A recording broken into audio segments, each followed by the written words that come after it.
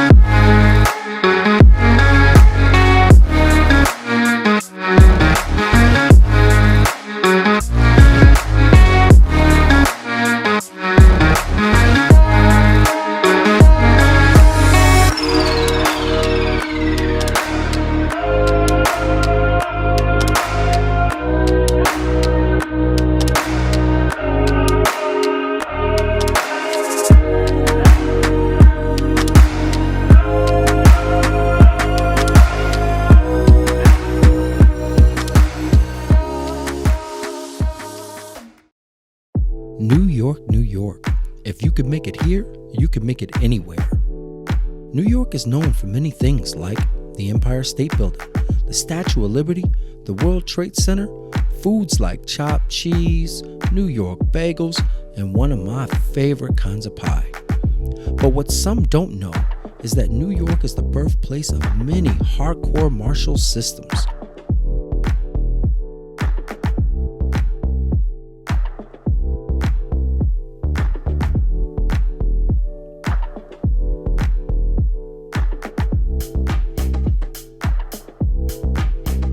So we weren't at all surprised to find out the creator of MMA Shredded, Jeff Chan, had made his way to the NYC, teaching and training at Glory Martial Arts Center, located at 268 Bay Ridge Ave, Brooklyn, New York. So here we are. We're in Brooklyn, New York. Bay Ridge to be exact. Bay Ridge to get together with MMA Shredded, Jeff Chan. And we're at Glory Martial Arts Center, so we're gonna look forward to just seeing what he has in store for us. Yeah. I'm looking forward. So here we go. Modern Combatives. Let's bang it out. I'm Ali Oreda from Glory Martial Arts Center out here in Brooklyn, New York. So I'm originally born and raised in Brooklyn, New York, Bay Ridge, so this is my hometown. I moved out to South Carolina at the age of 22 years old, and that's when I started my Brazilian Jiu-Jitsu career. I tried a class out in Myrtle Beach, fell in love with it, and then pretty much changed my whole life. Here we are 18 years later, doing what we love to do in our hometown.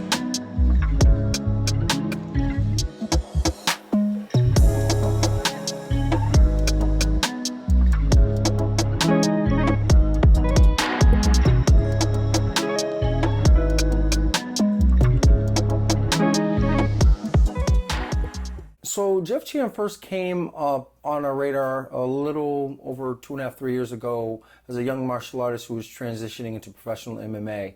He was hailing out of Montreal, Canada, and I remember him coming across my YouTube feed, and it kept my interest. And like if anything, when you watch something on YouTube, you got to start to see it over and over again. And anytime he dropped something new, I found that I would almost always watch it through, and I really enjoyed it.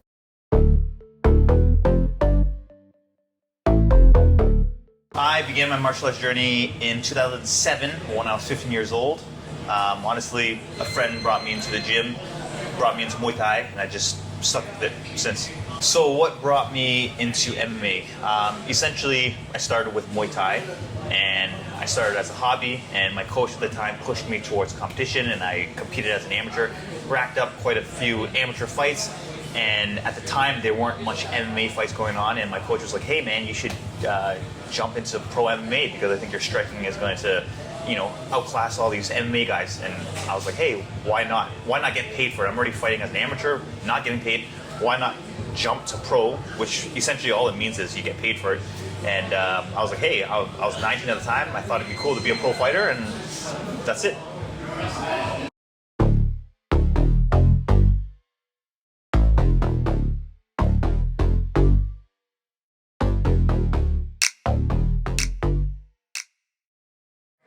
Okay, so one of my favorite combos is the hook and double step low kick. It's really great for MMA because it allows you to close the distance or create the distance.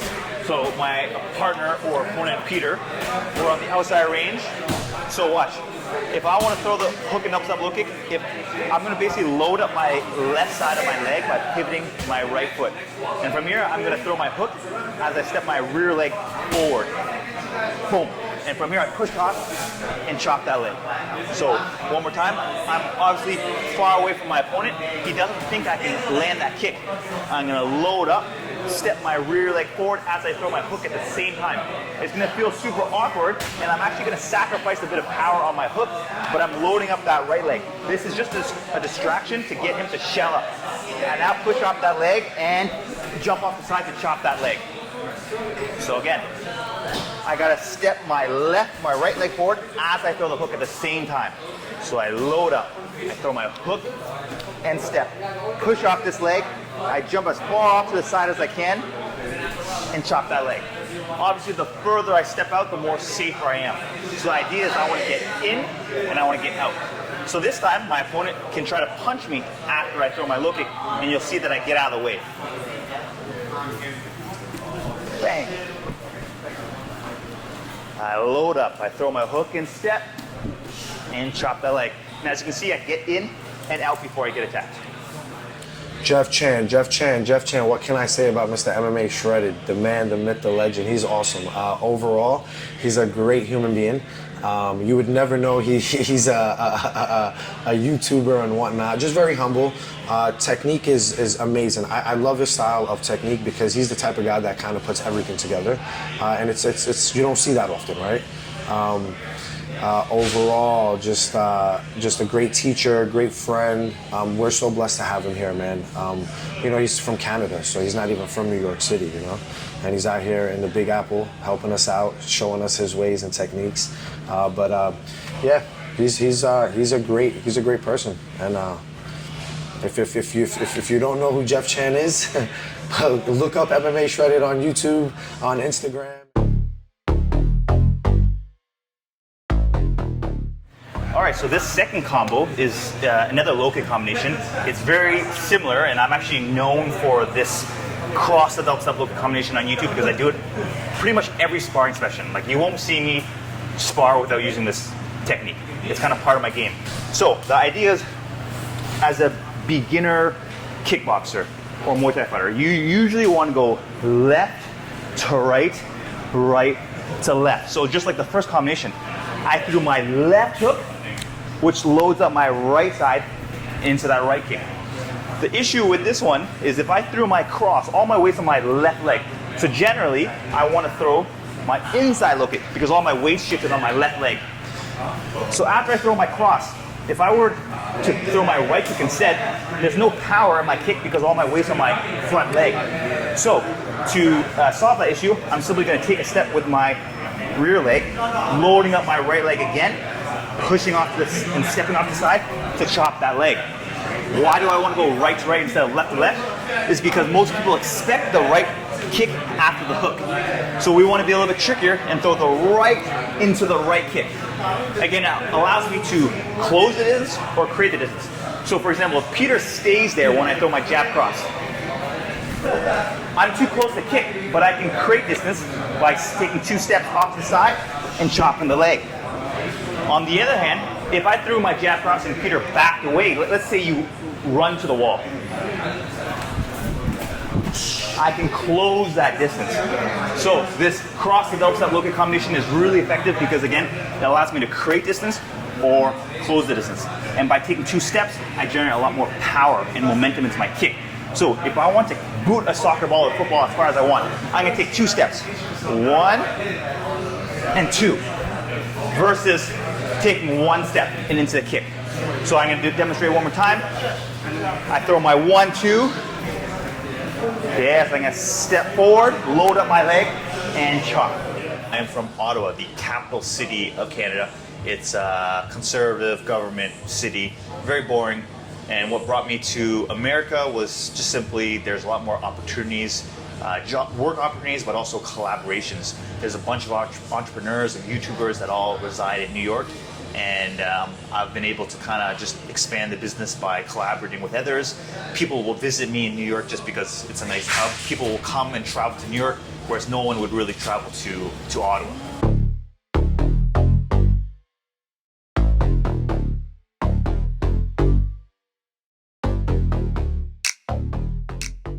All right, so this is another one of my favorite combinations, and essentially it flows really well off the first two. I'm known for my low kicks, so I throw a lot of low kicks. Eventually my opponent's gonna try to check that kick. He's gonna try to defend that kick. So I'm gonna follow with my Superman cross. I throw my low kick, maybe it checks, but I'm not throwing with power. I'm just throwing it out there. I'm just touching a shin. And then from here, look, I'm gonna kick my right leg back as I throw my Superman cross. I can generate a lot of power if I take my head off center line and I flare my elbows. So watch them here. 1 and 2. I kick my leg back as I throw my punch. 1 and 2. This is just called your basic Superman cross. Everyone knows what it is. Now, because everyone knows what it is, I'm gonna follow up with another attack. Because Peter, he's been training for a long time, he's very skilled. He has a sensitivity and he knows what a Superman cross is. So as soon as I throw it, he's gonna parry it. 1, 2, and that's why I follow up with another kick, which is the left high kick. I really like the left high kick. So it's 1, 2, step, and kick. When we throw the Superman cross, we don't want to step down, then step again. It's too slow. So I'm gonna keep my leg up. 1, 2, and right from here, I'm gonna step down into the pivoted position, opening up my hips and into that left high kick. One more time. 1, 2, 3, and 4. What I love about Jeff, to tell you the truth, is how he's not afraid to test his style, and he goes all over, right? And whether it doesn't matter, it is what it is, right? He goes in there. If it works, it works. If it doesn't, he's just like one of those guys that puts it out there, and it works, you know. And it's a beautiful thing. So what we liked the most out of Jeff's material wasn't just him documenting his journey, training and doing the MMA.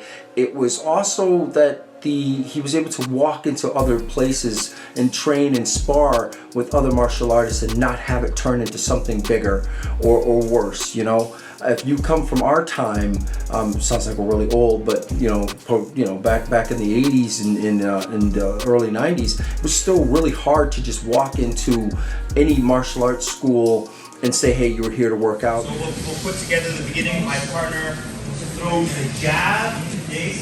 I'm going to first work on parry and keeping the distance. Yeah, back away. Boom, back away. Boom, back away. Intercept. Now we step forward and into the rear kick. So this drill just kind of teaches you that the lead kick should be used as a counter, at least as a beginner. It should be used as a counter. I'm not sliding my rear leg forward. I'm waiting for him to come in. Right? I don't have to slide my foot forward. I just, whoop. Now if I want to be offensive, that's when I step in and throw that teep. So one more time with the jab. And I'm not going to teep until I feel that perfect range. Then I step and throw that routine. How did I get started with MMA Shredded? It started back in 2016. I attended another YouTuber, his name is Sean Fagan. I attended his Muay Thai camp for my first time. So my first time traveling to Thailand, I attended a 4-week camp, and essentially I got to hang out with Sean, and he was already doing what I'm currently doing right now, but all in Muay Thai. And pretty much he inspired me to do what he did. He, you know, just lives, breathes Muay Thai. And essentially, he was a mentor to me, and he told me, hey, you can start your own channel in MMA, like why not? And so I was like, hey, that'd be cool. So I flew back to Canada and I started making videos, and I honestly didn't put much effort into it at all. I didn't really believe in it.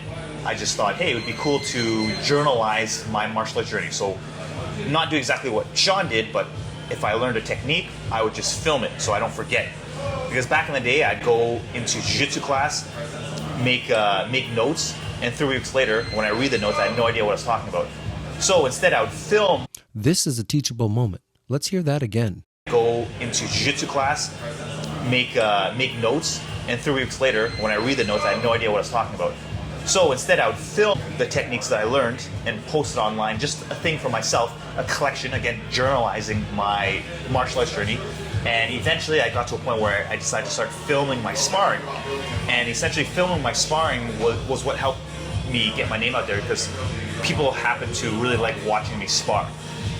So it started off with me filming my own techniques that I learned in class, and into sparring breakdowns, into making my own tutorials, into vlogs, and so on, and I kind of branched out that way.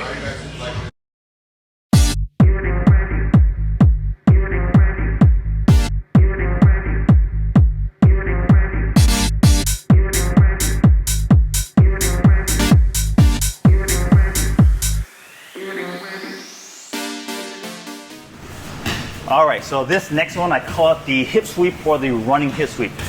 Another move that I'm known for on YouTube because I teach it all the time and I do it all the time in my sparring. So here's the breakdown. We have to do it again from a distance. I'm clearly an outside fighter because all these moves work when I'm at a distance. So what I'm gonna do is I'm gonna switch my stance first. So I'm gonna lift my lead leg up, kick it back, switch my stance. When I switch my stance, my opponent thinks I'm gonna throw a left kick. So just to demonstrate a quick switch kick, boom. So maybe my partner might lift his left leg up to block or check. Boom. So I switch my stance. He lifts his leg up to block. When I switch my stance, my right leg's loaded up. I'm now gonna push off that leg, step around behind him. And from here, my hand's gonna wrap around his body and I'm gonna drive my hip forward and I essentially flip my partner upside down. So if you watch my sparring footage, when I do this in real time, I will literally flip. I've had my partners go upside down from the sweep. It's a very powerful sweep. I'm replacing his body. So again, I'm throwing the switch kick. One, boom. Maybe he doesn't lift that leg up. Maybe he just Dutch blocks. The goal is to keep him stationary. If he's stationary, I can hit the sweep. Boom. Look, I replace my hips with his. I'm literally staying right behind him. This is no different than judo. I'm using my hips, and look, I'm gonna hip thrust. And obviously I just whack down. One more time. For real? One more time? All right. One more time, real speed. We hear it all the time, right? In martial arts, oh, it changed my life. It did this for me, it did that for me. But truly in my world, in my life, it changed my life. So I kind of wanted to see if we could do that for others and give back to others. So yeah, you know, it's been doing great, and we're blessed. Me and my partner Omar Kadi, we would have conversations for hours when we were like blue belts, purple belts. I would drive from South Carolina all the way to New York City because I would come back home to see my family and stuff like that, right? So take a lot of trips on that 95. And we would just talk about opening up a school. And I wasn't ready at purple belt brown, but you wanted to feel right, you know? Like you wanted to make it mean something, and it just worked out. It worked out beautiful. At this point, we'd like to thank Professor Ali Areta and Jeff Chan for giving us the opportunity to document and experience a very busy Saturday at Glory Martial Arts Center.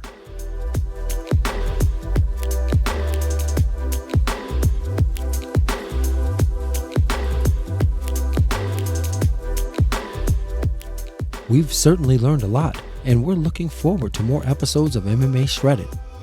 As for you folks watching this, if you find yourself in Bay Ridge, we definitely recommend checking these good folks out. But be prepared to train. I mean, seriously, be prepared to train. And with that, be sure to continue watching to see what's coming up soon on Modern Combatives.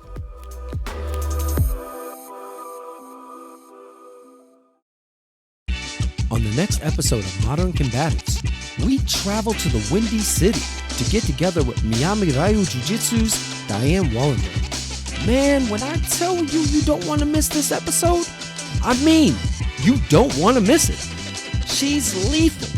Another can't miss episode. So, see you soon.